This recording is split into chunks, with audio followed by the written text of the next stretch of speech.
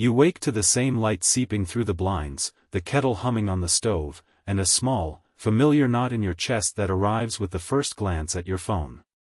The bank app numbers blink back at you like weather forecasts you can't control. Somewhere between reheating last night's coffee and sorting the mail, a voice you've known all your life slips in, soft, urgent, and never quite finished. Money doesn't grow on trees, your father said. We're not the sort of people who get lucky, your aunt warned. Those phrases were not warnings as much as wiring. They stitched a map of scarcity into the rhythm of your day. Imagine a man in his late 40s standing at the kitchen counter, thumb hovering over the transfer button, remembering his teacher's scoff when he announced he wanted more than a steady paycheck. Picture a woman who has always been the steady anchor of the household, flipping bills into neat piles while a familiar shame tightens like a belt. The scenes are ordinary, cinematic, a single lamp over a spreadsheet, a calendar filled with due dates, the coffee tasting like routine. And behind every movement, an invisible script directs how you earn, save, spend, and even dream. I've walked this road with hundreds of people. I've listened as grown adults quote childhood edicts as if someone handed them a destiny. The truth is kinder, and more powerful, those beliefs were learned. They became habits of thought, then habits of behavior, then the quiet shape of an identity that doesn't feel like it can bend. But what was learned can be unlearned. In this first step of our journey together, you are invited to recognize the conditioning without shame, to name the phrases that play on repeat, and to watch how they show up in small choices, the ones that add up to the life you're living. Before we confront the old stories and begin to rewire them, pause and notice, which sentence from your past still commands your present? If one line of your story could change today, what would you choose instead? If this strikes a chord, gently tap the like, share your one repeating financial pattern below, and stay with me. In the next moment, we'll step toward recognition together and glimpse where that learned scarcity first took root. The morning light slips through curtains onto a kitchen table scattered with envelopes. He sits there, mid-40s, hands weathered by years of overtime, turning a thermostat of worry in his mind as if the numbers on a bill will change with the dial. She watches from the doorway, coffee steaming, and the room hums with all the small sounds of a life balanced on tight edges. In his head a voice he hasn't heard in years pipes up, the one that used to stand in the doorway of childhood kitchens and say, "We can't afford that," like a law engraved into bone. "You always worry," his partner says softly. "You don't have to carry it alone." He laughs, but there's a brittle note. "It's just how I am," he replies, and the sentence lands like a stone. What follows is not drama but recognition, the hero's first real sight of the pattern. The camera of memory rewinds, a grandparent counting coins, a teacher's aside, a friend scolding about risk. Those phrases, "money doesn't grow on trees," didn't just teach facts, they taught identity. They became autopilot, declining opportunities, avoiding conversations about money, saying no before considering yes. A different voice enters, quieter but steady, the guide's voice, like a hand on the shoulder. "You learned scarcity. That means you can unlearn it," the guide says. It's not a slogan, it's an observation that hits like a key in a lock. The confrontation begins not with dramatic spending or sudden riches, but with questions. What does this fear protect? What would happen if you challenged it for 1 week? The hero breathes and tries a small experiment. Name the thought when it arises, scarcity, then watch the urge to react without judgment. It feels strange, like taking a step outside a room you've been told is yours. Dialogue continues, intimate and raw. "I always say no to things that could help," he admits. "I feel guilty when I spend on myself," she confesses. The guide suggests a gentle daily practice. Each morning, list one small allowance, a coffee, a book, a $5 experiment in generosity, and notice the body's response. The change happens in tiny acts, a shifted posture, a softer tone when opening a bill, the discovery that choosing abundance doesn't require recklessness, only new wiring. If this lands for you, tap like to let me know what financial pattern keeps replaying in your life. Stay with me, Next we begin the practical work of rewiring those old beliefs into a new identity that attracts possibility. He sits at the kitchen table, lamp casting a warm pool of light over a stack of envelopes. Outside, the neighborhood is quiet. Inside, the script plays on loop. Money doesn't grow on trees, the stern voice of a parent echoing like a metronome. She remembers the time she hid report cards for fear of disappointment, the way Scarcity whispered that asking for more was greedy. These lines of dialogue, repeated in the small dramas of childhood, became invisible threads that stitched together an identity they never chose. Where did you learn that? I ask, as if sitting across from them in that kitchen. The hero looks up, surprised to find the question gentle and simple. From my family. From worry. The answer lands like a key in a lock. Naming the origin doesn't fix everything, but it opens the door to displacement. We trace the belief back, who said it, when, under what fear, and suddenly the belief is no longer the unquestionable narrator, it is a memory with a face and a pattern with a rhythm. Confrontation happens not with force but with clarity. The hero speaks a short dialogue with the old voice, "You taught me to protect, but I'm ready to create." The old voice replies, softer now, because beliefs are stubborn but not invincible. Then practical movement, a small ritual at dawn, 3 sentences, spoken quietly while pouring coffee, not as magic words but as retraining for the self. I am worthy of abundance. I offer value and I receive in return. Opportunities come to me and I act. Each phrase is paired with a tiny behavior, opening an account to track income, reaching out to a contact with a proposal, saying no to a purchase that does not align with a goal. Change is cinematic in ordinary ways. The hero notices a saved dollar, then a saved month, then an unexpected client who calls because something in their energy shifted. Habits rewire pathways, identity follows behavior. Scarcity loosens its grip not because we argue with it, but because we live differently. If this landed for you, tap the like button, it tells me you're with us. Tell me in the comments, what financial pattern do you catch yourself repeating? Subscribe to stay with this journey. Next, we'll practice 3 specific exercises that reprogram belief into steady habit and map a realistic 90-day path to a new financial identity. Morning light cuts across the kitchen table where the hero sits, a quiet stack of unpaid bills catching the sun like small, accusing mirrors. They pick up one envelope, read the number, and feel that familiar sinking, an automatic loop that happens before thought. You know how it goes, the guide says softly from the doorway, voice steady as a lighthouse. You were taught scarcity. It spoke in your parents' warnings, in the community's jokes, in the casual dismissal of anyone who wanted more. The hero sets the bill down and remembers a childhood scene, a father muttering, "We can't afford that," while turning off a light. That memory, the guide explains, became a script running behind every choice. We move closer to the small, everyday moments where beliefs hide, the slight hesitation before sending a proposal, the reflexive apology when naming a price, the tiny rituals of closing opportunities before they arrive. In a cafe scene, the hero hears themselves say to a potential client, "I'm not sure this is for us," and then recoils at how automatic the line was. The guide leans in, not to shame, but to map the pattern. Beliefs are not just thoughts, they say. They live in your posture, your breath, the way you say hello to money.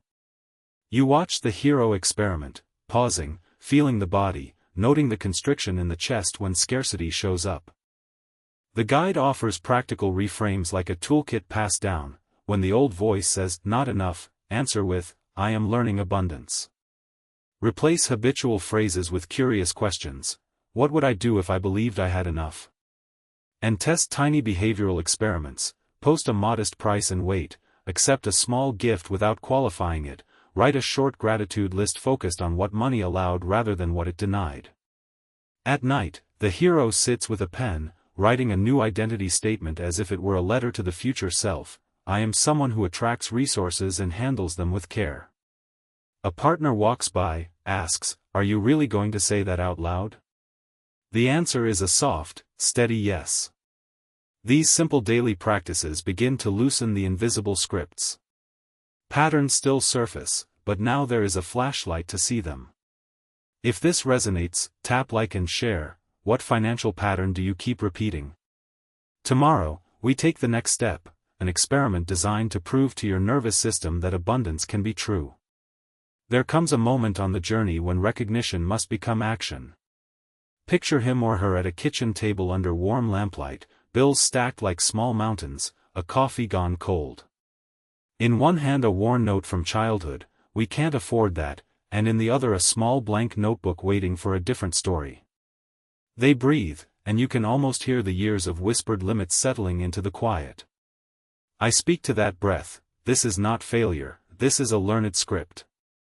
Listen closely as the hero speaks aloud the first tiny contradiction. What if money is information, not judgment? The voice trembles and then steadies. That tremor is the doorway. We rehearse new lines together.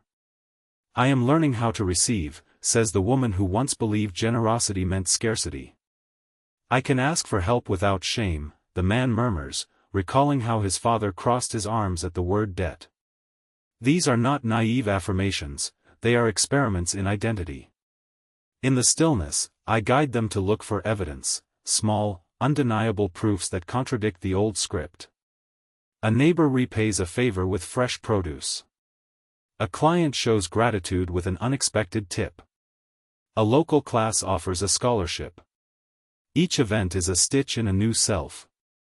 Practical rituals anchor the shift. Mornings begin with a 2-minute inventory. Name 3 things that already carry value in life besides bank numbers: warmth, skill, relationship. At night, a brief ledger of wins replaces a tally of fears. I reached out, I negotiated, I learned. We practice reframes that transform language. "I can't afford" becomes, "I'm choosing where to allocate my resources," and "they don't do things for people like us" becomes, "I am choosing a new definition of who us can be." When a limiting thought arises, we dialogue with it, ask it its origin, thank it for protection, and offer a kinder role. "You kept me safe, now you can help me assess risk." In the middle of that kitchen table scene, a neighbor knocks and offers a business lead. The hero feels surprised, then worthy. The internal weather changes, curiosity replaces shame, and curiosity invites creative action. If this resonates, give the video a like and share a pattern you keep repeating in the comments. What belief shows up first when money talks? Subscribe softly to walk with me into the next step, where we test these new identities in the real world and watch the first tangible openings appear. You sit in a quiet kitchen at dusk, the light soft against a stack of unpaid bills and a mug that has gone cold. I sit across from you, not as an expert lecturing from high above, but as a companion who remembers what it felt like to swallow the same old stories. We don't deserve more, it's safer to hold on. Listen to the small voice that used to run your life, let it speak for a moment, and then gently ask it where it learned those lines. In this room the hero of our story speaks out loud. "I always thought money was scarce." Across the table, an older neighbor who once taught them thrift nods, and you realize these beliefs arrived like handed-down heirlooms, polished for safety, not for growth. We take a walk together, past a neighborhood where some windows glow and others stay dark, and I point out something crucial: beliefs are like houses. Some are solid, built by careful adults for protection, others are rickety, patched by fear. You touch the doorway of one of those old houses, the scarcity house, and feel the warp in the frame, the creak in the step. Then we begin the slow, deliberate work of renovation. First we catalog: where did this belief live? Which moment cemented it? A parent's warning, a humiliating schoolyard comparison, a sudden job loss. Naming these scenes takes away their muted power. Hearing them aloud begins the disarmament. Next, you practice new lines, like planks to replace rotten floorboards. There is enough to create. We learn how to attract, not inherit lack. You try them timidly at the grocery aisle, then firmer at the bank, and finally, in your own mirror. There is awkwardness at first. The muscles that formed scarcity are tight, but repetition gently reshapes them. I show you a simple daily ritual: morning gratitude for one financial possibility, midday visualization of a small win, evening journaling of choices that honored abundance. These 3 acts are tiny scaffolds that let new identity take root without demanding impossible leaps. We stage a small, cinematic confrontation with an old pattern. You reach for the same familiar compromise and stop. You breathe, you name it aloud, this is the old story. Then you pivot, a different action, a different word, a different feeling, and the world responds, subtly at first, a returned call, a discount offered, an opportunity you had not seen. You begin to notice patterns breaking. Tell me in the comments, which financial habit do you keep repeating? If this resonated, tap like so others can find this path, and subscribe to keep walking forward together. In the next scene, we'll confront the inner saboteur more directly and practice a ritual that rewires decision-making in real time. I watch him, you, sit at that familiar kitchen table, the late morning sun cutting a strip of gold across a pile of unopened bills. The scene is ordinary, intimate, a mug still steaming, a phone buzzing with a credit card alert. You breathe and hear, almost automatically, the words you learned as a child, "We can't afford that, that's for other people." I step closer not to fix the math but to illuminate the script behind it. What if those sentences are only sentences? I ask. He frowns. What do you mean, she says, voice small but curious. They're habits of thought dressed up as truth, I answer. And habits can be rewritten. We begin simply, like rewiring the lamp beside the table.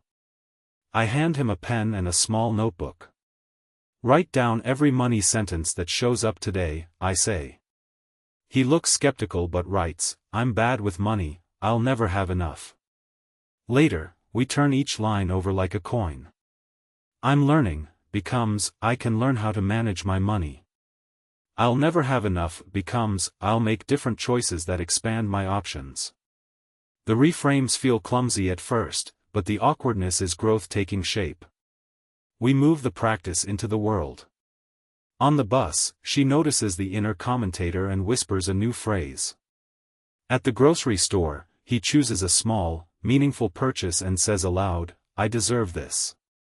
A friend offers a business lead, instead of the familiar refusal, there's a pause, then curiosity. Opportunity appears not as a lottery but as a series of tiny doors opening because the hand reaching for the knob has changed. I teach 3 daily rituals: morning gratitude for what already exists, a 2-minute visualization of desired possibilities with sensory detail, the weight of a check, the smell of fresh paint in an office, and one brave action each day that contradicts scarcity. These are not magic incantations, they are repetition, evidence building, identity rehearsal. By evening the bills are the same, but the feeling is different. You find that scarcity is less of a truth and more of a habit you can choose to stop doing. If this lands with you, tap like quietly, then tell me below, what money sentence do you keep repeating? Tomorrow we step into resistance, the first real test of the new identity. You sit across from me at a kitchen table bathed in late afternoon light, the kind that softens the edges of bills and the hard lines of a credit card. Outside, life goes on, the neighbor mowing, a distant laugh, but in this moment we lean into a different kind of noise, the whispered sentences that shaped your money story. I ask you to name one of them. You say, we've always had to scrimp. I nod, and we both hear the years behind that single line. We walk through that memory like an old house, opening closet doors. There's the teacher who said, be realistic, the parent who tightened a jaw when opportunities cost more than comfort, the television voice that equated wealth with greed. Each room contains an imprint, your younger self learning how to survive, not how to thrive. Then I ask you to imagine a different house across the street, same neighborhood, different blueprint. What if scarcity isn't the foundation? I whisper. You tilt your head, a simple movement that can start a revolution. We practice small, cinematic experiments. Tonight, put a bill on the table and speak a new sentence to it, I am allowed to receive. It feels strange at first, like wearing someone else's coat, but you notice your shoulders drop, a subtle surrender. Tomorrow, you take a 2-minute inventory at sunrise, list 3 ways abundance already touches your life: sunlight, a warm cup, a dependable friend. These are not fluff, they are the scaffolding for a new identity. In a quiet moment, you and I role-play. You say, "I can't afford it," and I answer, not with facts but with curiosity, "What would you be able to do if you believed you could?" The room shifts. Possibility sneaks in through the hinge. This is the development of a new habit, catching the old voice, questioning it, and replacing it with evidence. If this strikes a chord, tap like so others who feel stuck can find this room. Tell me, what repeating financial pattern do you recognize in your life? Share it below. Your single sentence could become the first door you open tomorrow. When you're ready, we'll move together into how to make those new sentences tangible, step by step. There comes a morning when the hero sits at the kitchen table with a cup of coffee gone warm and an old bank statement spread like a map of every fearful decision. Light slips through the blinds and paints a thin, honest line across the paper. For years those lines told one story: scarcity, limits, not enough. Today, the guide's voice, calm, familiar, arrives not as a lecture but as a question: who taught you that money is scarce? The answer rises like steam. A mother muttering caution, a teacher warning of risk, a neighborhood where dreams were muted. The hero hears the pattern for what it is: learned words folded into identity. The first, most liberating step is not to fix the numbers but to name the script. In the following days the transformation looks ordinary and miraculous at once. The hero walks to work with a slightly different posture, practices a 2-minute morning reframe, softly aloud, "I am capable of abundance," and notices how speech alters the choices that follow. When the inner critic sneers, "You can't afford that," the hero pauses and asks, "Is that true now? Or is that echo?" There's a small, cinematic argument in the grocery aisle, past conditioning gripping the cart while the new identity reaches for a healthier option, not from indulgence but from the quiet claim of worth. Conversations that once looped in complaint begin to change. A partner asks, "What's different?" and the hero replies, "I'm learning to be on my side." The voice is steady, it has weathered doubt. Practical steps anchor this shift: tracking where attention goes, saying thank you for small returns, taking one deliberate financial risk, a class, a conversation, a modest investment, that aligns with a newly emerging self. Opportunities, once invisible, begin to appear as if the world rearranges itself to meet someone who expects better. You may feel resistance, that's natural. Meet it with curiosity, not war. Keep a journal of small wins, speak to the inner child with tenderness, and take one brave action this week that proves to your nervous system that change is possible. If this moment landed with you, tap like to let me know, share below the financial pattern you keep repeating in your life. In the next part we'll weave these practices into a clear, daily ritual that turns learning into lasting identity. Stay with me. You step back into your life not as someone who stumbled on luck, but as someone who remembers the map. The morning light pours through the kitchen window as you make coffee, simple, ordinary, and yet everything tastes different. The old voice that once whispered, "We can't afford that," shows up like an old neighbor, and you greet it with something softer: "Thank you for trying to keep me safe. I choose differently now." Your hands steady as you open a laptop, not to panic over bills, but to allocate, to plan, to celebrate small wins. A bank balance no longer decides your worth, your decisions do. Across the table, a partner watches and asks quietly, "Is this really going to change things?" You answer, steady and honest, "It already is.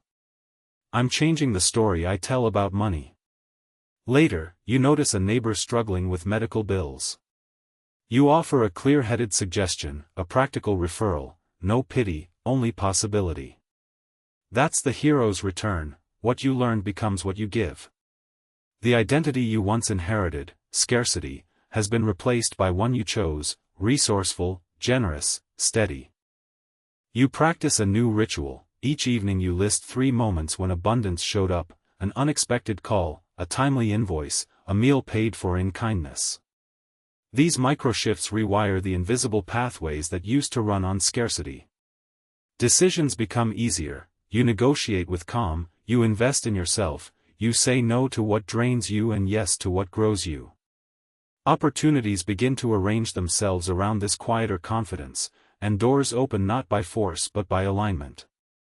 If this feels familiar, if you recognize that voice of lack, know that unlearning is a practice you can keep doing. If this video lit something in you, tap the like gently so others can find it too. Tell me in the comments, what financial pattern do you find yourself repeating? I read every answer. And if you want more guidance on stepping fully into this new identity, subscribe and come back. There's more to learn, and you don't have to walk this road alone.